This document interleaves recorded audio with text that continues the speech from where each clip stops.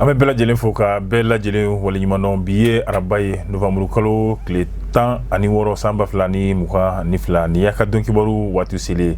bi dɔn kibaru kɔnɔna la Mali jamana ɲɛma colonel Asimi Goyita ale ye min ye lasigiden 3 ko bisimila kuluba an n'an da don olu la. Ayiwa ka bɛn ni jamana yɛrɛ kɔni taabolo ye bi an bɛ waati min na kunnafoniya min yera diɲɛ donna sirakɔrɔw fɛ n'o o bɛ tali kɛ kumakan na min ni siga kelen dɔ la ko Adama Jara di Ben le cerveau ale kumakan don katikaw olu ye wuli ka jɔ kɛ ka bɛn ni a wale ka fara o kan kumakan minnu yɛrɛ kɔni bɛ sen na o ma bali min ye yɛrɛwolo debu sur le rempart n'o ye Adama Jara di Ben le cerveau ale yɛrɛ ka tɔn ye laɲini min b'u fɛ ka se ka olu yɛrɛ kɔni fɔ don n'a nataw la u ka kelen bɛ ka minnu boloda ka fara o kan an bɛ taa an ka jamana kɔ kan min bɛ tali kɛ kunnafoniw na farafinna fɔ farajɛla an mana kunnafoniya min sɔrɔ an bɛ sɔrɔ ka don n'olu ye wɔlɔwɔli kɔnɔ.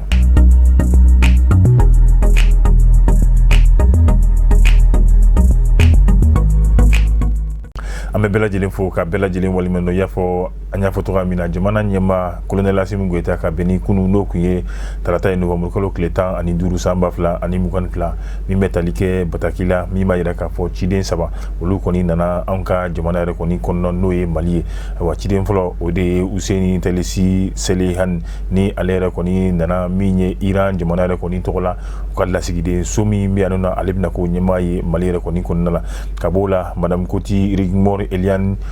Skedjehi ambassadrice ye ale fana ye mun ye Norvège yɛrɛ kɔni ta ye ale kɛra lasigiden ye yan nɔ Mali la. Ayiwa ka b'o la François Lefrenière ale kɔni kɛra Canada ale ka lasigiden ye Mali yɛrɛ kɔni kɔnɔna la nɔ nka ni maa kelen de fɛn fɛn nana u bɛɛ nana min ye u ka batakiw ye ayiwa min bɛ yamaruya di yamaruya sɛbɛn min b'a jira k'a fɔ ayiwa ninnu kɔni kɛra lasigiden ye n'u ka jamanaw olu lasigiden ye Mali yɛrɛ kɔni kɔnɔna la. Jamana ɲɛma bɛɛ lajɛ a ye nin bɛɛ lajɛlen kɔni ka sɛbɛnw kɔni yɛrɛ minɛ ayiwa k'a bila minɛn kɔnɔ minɛ min n'o bɛ tali kɛ tɛgɛ di ɲɔgɔn ma ka se ka o kolo don Mali ani ni jamana kelen kelen ninnu yɛrɛ kɔni ni ɲɔgɔn cɛ. I b'a ye k'a fɔ bi an bɛ waati min na a yɛrɛ k'a fɔ ni jamana ninnu ni ɲɔgɔn cɛ baara wɛrɛ foyi tɛ se ka tɛmɛ Mali ani malidenw ni ninnu ni ɲɔgɔn cɛ fo ka taa se kɛwalew ma kɛwale min n'a tɔnɔ n'o bɛ bɔ Mali fɛ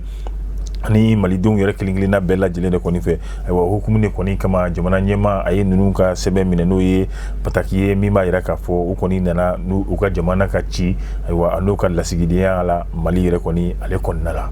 Halisa an bɛ to Mali la kɛrɛnkɛrɛnnenya la an bɛ taa Kati kunu wula fɛ n'o kun ye tarata ye novembre kalo tile 15 san 2022 Kati i b'a ye k'a fɔ ayiwa maliden minnu bɛ yen nɔ olu kɔni ye wulikajɔ kɛ ka bɔ ka bɛn ni wale ye wale min n'a bɛ tali kɛ kumakan min n'a sɔrɔla diɲɛ dɔnniya sirakɔrɔw kan ayiwa ni siga kelen b'a la k'a fɔ ko Adama Jara di Ben le cerveau ale yɛrɛ kɔni ka kumakan ye nin ye kumakan in kɔnɔna la ayiwa wale caman yɛrɛ kɔni olu mɛnna kɔnɔ ayiwa kumakan caman yɛrɛ kɔni fɛnɛ mɛnna kɔnɔ o min kɛla katikaden minnu yɛrɛ kɔni bɛ yen nɔ olu yɛrɛ bɔra min ye u ka dusumakasi k'o yira ka tila k'a yira k'a fɔ bi an bɛ waati min na olu yɛrɛ kɔni ni tɔn in u tɛ hakilina min ni a fɔra n'o o ye a ɲɛma yɛrɛ fɛ bi ayiwa olu kɔni tɛ tugu o hakilina yɛrɛ kɔni kɔ wulikajɔ kɛra ka taa n'o hakilina ye nka u ma da o dɔrɔn yɛrɛ kɔni fɛnɛ ma u y'a laɲini bi an bɛ waati min na jɔyɔrɔ min b'a bolo n'o o ye wasabulon yɛrɛ kɔni kɔnɔna ye ka se ka o jɔyɔrɔ ko o minɛ la cogoya min na walima ka o jɔyɔrɔ ka se ka o kumaniya a ma.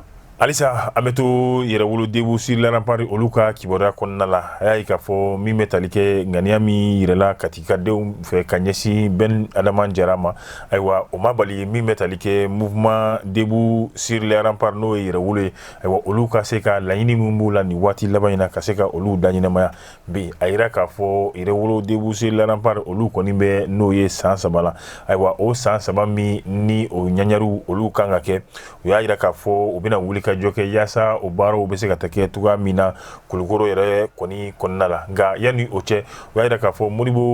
Baba Modibo Keyita k'ale to jamana ɲɛmaaya la ayiwa fanga binna k'a to yɔrɔ min na u kɔni u b'u jɔ yen nɔ yɔrɔ la min ye tasibila ye ka se ka o kɛ ka ɲɛsin n'o ye Baba Modibo Keyita ma nin kɛra u yɛrɛ ka kunnafoni dili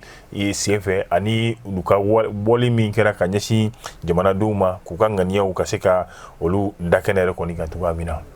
ameta nga jamana ko kan krengnela mi ye Qatar jamana bi amadon ka fo jien jamana bela jelen ko ni nye jolen do Qatar la ibai ka fo dolanchi mi me no ye selan dolanchi aywa o fara ngonga bami ni abeke sanani o sanani aywa alay Qatar di garsige do no ye san 2022 re ko ni tala nga ayira ka fo munu ni olubeta Qatar jamana bena ka tabulu na ka lala na ka sharia re ko ni fene do nga bi ame wati mina Qatar jamana ya ayira ka fo ka damine November ko kleta ani sheki mume talike telefoni barake yoro no ye aywa réseau ye fokata si telefoni so baw na be fo munu mako opérateur téléphonique aywa ko abela jelen koni obena datugu aywa mime talike supporteri akelengelina bela jelina o shi dengelen koni te PC no oye telefoni PC olu yere koni ka jamana ka nga mime talike wifi aywa ko o koni obina ke jien fam bela jelina bela jelere koni beseka imogo glo la tuga mina weleli munu meke fokata se minye bataki munu olu yere koni mechi bayi ubena mausige mamunu ni olu be haklito weleli nu aleni bataki nunu yere koni bela jelena mamunu ni olu yere koni fene be kuma kan chama yere koni na kata se fo million gele nyona si camera aleni uka jien laban aywa kelege minen kuro ni jata minen kuro na be fo munu mako droni aywa olu yere koni fene bina bara damne kam ni novembre kalo yere koni kletan ani nduru yasa jate minen munu ni la seli munu kera ma munu bo olu soso kaseka olu blasara tuga mina aywa o fene faralin ko kabuyi ya ira ka fo bi na faranjon kan yere koni beke aywa okuteke che ani muso olu yere koni ni nyonche fona kera munu ni olu yere koni ye furu nyogomay kata se minye ma ba kemefla aywa olu de koni mina no ye kaseka aywa jatemino ka koloshili ko olu la ma munu me gere nyogona abika ke hukumu min konna la aywa kaseka olu bela jilere koni jatemino avec formuma réseau na aller to dalime Qatar WC la wa o koni obina daile o ba ira ka fo wale munu ni olu fene be ke ni nyema se ka olu ye yasa bobe se ka ko olu kala matuga mina nga mi metalike tani ga sigi no ye moblu konne ko supporter dingelen shi e koni ete bi warde ta ko medo moblu kono kata ni yoro la ka wal ka bon yoro la kata yoro warla aywa ko volontaire ere fene no ye dolanchi seli wati o koni volontaire teke o wati ere koni na alisa ametu no ye Qatar ukumu yere koni konna langa ameta Senegal al no asro la seli yere koni kera mi metalike Sadio Manela awaka koni meta no ye Senegal chebo munu kangata da wani kene bainka Sadio Mane akoni abina yala ga mi metalike ukanye maula adobe ni no ave fomo ko deuxième vice président ni oye Senegal fédération de l'anchi yere koni wanyema so yere koni konna no ye Abdoulaye Seydou So ale koni ya ira ka fo akara tugo la wa anga chiere koni fo no yanka jimana donye ali no yasro Sadio Mane akoni abenata gaminye aywa dolanchi folo ye boko folo ibai ka fo okoni obina fo Sadio Mane re koni aleko Kabola ameta mi Franci alini Niger kan jamana la mi metalike Nigeri jamana re koni ka Franci ka la sigi de mi re koni benino aywa Niger kadun olu koni yebi ame chiemi ndo kaseka ofo la sigi de re nyina mi metalike ka nyeshi Franci re koni ma ayira ka fo ko Franci be seka mune glan mi mato Franci be ke jamana belebele ye walima jamana mi ni olu be seka uka lainu